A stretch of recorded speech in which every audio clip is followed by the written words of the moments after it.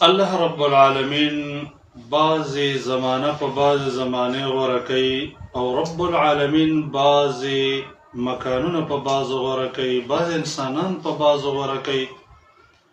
نو یو د هغې ورځو نه چې الله رب العالمین هغې ته ډیره بهتري ورکړې ده هغه د عرفې ورځ ده. په دې وجه باندې نبی کریم صلی الله علیه وسلم فرمایي چې افضل الدعاء دعاء یوم عرفه، دعاګانو کې بهترینه دعا د عرفې د ورځې دعا ده.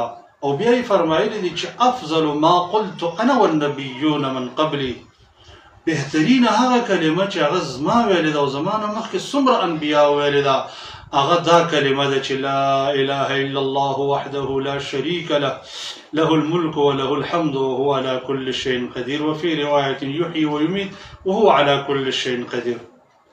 نبی کریم صلی الله علیه وسلم فرمایي هیڅ یو ورځ نشته چې رب العالمین په هغې کې ډېر بندګان د اور نه خلاصوي هغه څومره چې د عرفې په ورځې باندې خلاصوي. په دې وجه باندې شیطان ډېر ذلیل او ډېر غوسه بیا خاص کر په دې ورځې باندې د روژې نیولو فضیلت راغلی دی چې محمد رسول الله صلی الله علیه وسلم فرمایي صوم یوم عرفه احتسب على الله ان يكفر السنه التي قبله والسنه التي بعده.